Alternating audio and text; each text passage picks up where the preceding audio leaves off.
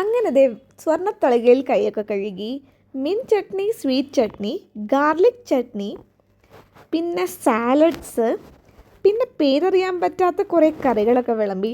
ഞങ്ങളിരിക്കുന്നത് മൻ ഭവൻ എന്ന് പറഞ്ഞ veg റെസ്റ്റോറൻറ്റിലാണ്. Butter മിൽക്കും വെച്ച് പലതരം പപ്പടങ്ങളും സാബുദാന വടയും പിന്നെ ഒരു തരം ഉപ്മാവ് പോലത്തെ എന്തോ ഒരു സാധനം, അത് നല്ല എരിവായിരുന്നേ, ഒക്കെ കഴിച്ച് അച്ഛനും അമ്മയും പോണതിന് മുമ്പ് ഞങ്ങളുടെ ഒരു ഡേറ്റിന് ഞങ്ങൾ വന്നതാണ് ഈ കാണുന്നത്. ഹായ് ഫ്രണ്ട്സ്, എല്ലാവർക്കും നമസ്കാരം. Welcome to our YouTube channel. അങ്ങനെ ഇങ്ങനെയൊക്കെ പുറത്ത് പോയി ഓരോ വീക്കിലും അറ്റ്ലീസ്റ്റ് വൺസ് ഔട്ട്സൈഡ് ഫുഡ് കഴിച്ചിരുന്ന ഞങ്ങൾ ഇപ്പോൾ കംപ്ലീറ്റ്ലി കൺഫൈൻഡ് ഹോമായ സ്ഥിതിക്ക് അച്ഛനും അമ്മയും ഉള്ളപ്പോൾ ഒന്ന് പുറത്തു പോയി വരാമെന്ന് വിചാരിച്ചു. ഇപ്പോൾ ദേ അവരെന്തോ ഗോബി മട്ടർ, പിന്നെ പനീർ ബട്ടർ മസാല, പിന്നെ ദഹി പൂരി, പിന്നെ എന്തൊക്കെയായിരുന്നു നമ്മളുടെ മോരൊഴിച്ചൂട്ടാൻ പോലത്തെ ഒരു കറി, അങ്ങനെ കുറേ കറികളൊക്കെ വിളമ്പി. യൂഷ്വലി ഞങ്ങളൊരു നോൺ വെജ് റെസ്റ്റോറൻറ്റിലാണ് പോവാറ്. ചിലപ്പം ബഫേ പോലെ ആബ്സല്യൂട്ട് ബാർബിക്യൂ അങ്ങനെയൊക്കെ ആയിരിക്കും അച്ഛനും അമ്മയും വരുമ്പോൾ ഞങ്ങളൊന്ന് ഡേറ്റിന് പോവാറ്. പക്ഷേ ഈ സംഭവം നമ്മുടെ ഭാരതീയ സിറ്റി തുടങ്ങിയെന്ന് അറിഞ്ഞപ്പോൾ തുടങ്ങി എനിക്ക് പോകണമെന്ന് ഭയങ്കര ആഗ്രഹമായിരുന്നു. റീസൺ ബീങ്, സാവുമാമിൻ നമ്മളെ മഹാരാജാ ഭോഗ് മുംബൈയിൽ കൊണ്ടുപോയപ്പോൾ അവിടുത്തെ ഫുഡിൻ്റെ ഒരു ഭയങ്കര ഫാനായിരുന്നു ഞാൻ. പക്ഷെ അത്രയും ഇവിടെ എത്തിയില്ലെങ്കിലും വെജിറ്റേറിയൻസിന് ഭയങ്കര ഒരു പാരഡൈസ് തന്നെയാണെന്ന് വേണമെങ്കിൽ പറയാം. 3 ടൈപ്സ് ഓഫ് റൊട്ടി, അതായത് ഒന്ന് ചപ്പാത്തി, പിന്നെ ഒന്ന് തേപ്ല പോലത്തെ ഒരു സാധനമാണ് എനിക്ക് തോന്നുന്നു, അങ്ങനെ എന്തോ ഒരു സാധനം, എനിക്ക് പറയാൻ അറിയില്ല കേട്ടോ. പിന്നെ ഒന്ന് റാഗി റൊട്ടി. പിന്നെ കറികൾ പറയുകയാണെങ്കിൽ ഞാൻ പറഞ്ഞ പോലെ ഗോബി മട്ടർ, പിന്നെ ആലു ജീര. അവരിതേ വന്ന് തൊപ്പിയൊക്കെ വെച്ചെന്നുണ്ടോ, ഭയങ്കര നല്ല ഹോസ്റ്റായിരുന്നു കേട്ടോ അവർ. പിന്നെ കറികൾ ദാൽ കറി ഉണ്ടായിരുന്നു,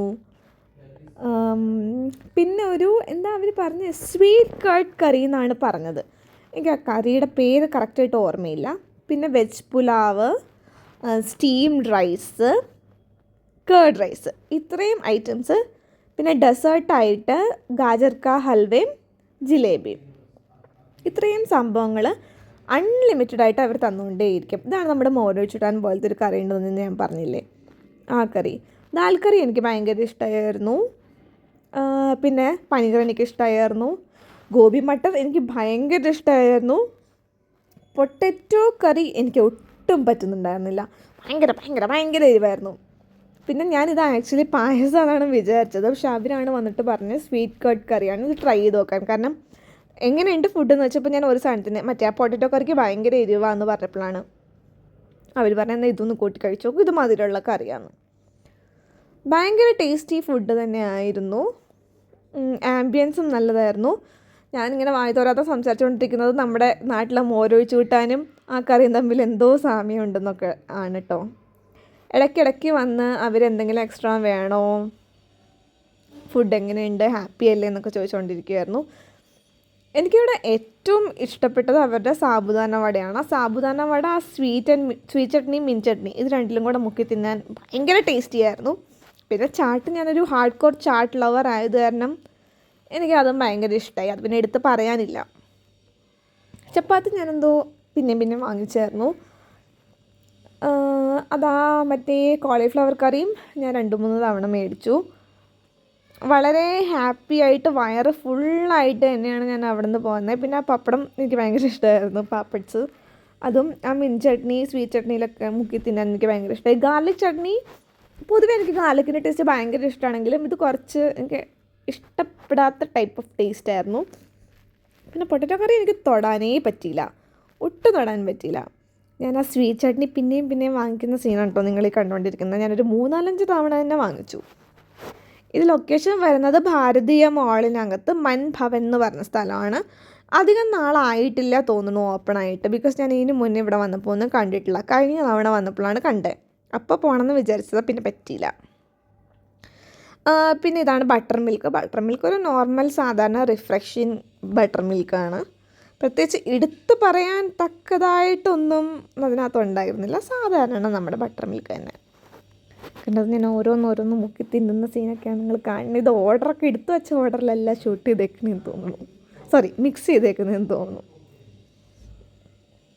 ജിലേബി ഞാനൊരു കുഞ്ഞിക്കടി, ഡെസേർട്ട് പേഴ്സൺ അല്ല, സ്വീറ്റ് പേഴ്സൺ അല്ലാത്തതുകൊണ്ട് ഞാൻ ഒട്ടും തന്നെ ഒരു സ്വീറ്റ് ടൂത്ത് അല്ല. But at the same time പോളേട്ടൻ ഭയങ്കരമായി മധുരം ഇഷ്ടപ്പെടുന്നൊരു പേഴ്സണാണ്.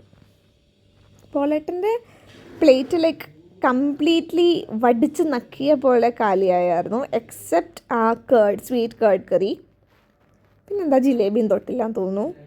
ഞാനാണെങ്കിൽ ജിലേബിയും ഗാജർ ഹൽവയും ഒഴിച്ച് ബാക്കി എല്ലാം നല്ലോണം കഴിച്ചു. ആ പൊട്ടറ്റോ കറിയിൽ 2 ഉരുളക്കിഴങ്ങിൻ്റെ കഷ്ണം മാത്രം ബാക്കി ഉണ്ടായിരുന്നുള്ളൂ. നല്ല എരിവാണെങ്കിലും ഞാൻ അതും തീർത്തു. കണ്ടോ എൻ്റെ പ്ലേറ്റ്, എൻ്റെ ആഹാരപത്രം ഇത്രയും കാലിയായിട്ട് കാണാൻ വളരെ ബുദ്ധിമുട്ടാണ്. ഞങ്ങളവിടെ ഭയങ്കര ഡിസ്കഷനിലായിരുന്നു ആരാണ് പ്രോപ്പറായിട്ട് ഫുള്ളി ഫുഡ് കഴിച്ചതെന്ന്. പൊറോട്ട കണ്ടോ വടിച്ച് നക്കിയ പോലെ എൻ്റെ പ്ലേറ്റ് ചെയ്യണം. അപ്പോൾ ഞാനാണ് കൂടുതൽ കഴിച്ചതെന്ന് പറയുന്നു. അപ്പോൾ ഞാൻ പറഞ്ഞു ഞാനത് അങ്ങനെയല്ല, ഞാൻ എല്ലാം കഴിച്ചു എന്ന്. ഞാൻ ക്ലോസപ്പായിട്ട് എടുക്കണം. കണ്ടോ ഇച്ചിരി ഗ്രേവി മാത്രം പനിയുണ്ട്, ബാക്കി രണ്ട് കഷ്ണം ഉരുളക്കിഴങ്ങ് മാത്രം ബാക്കി.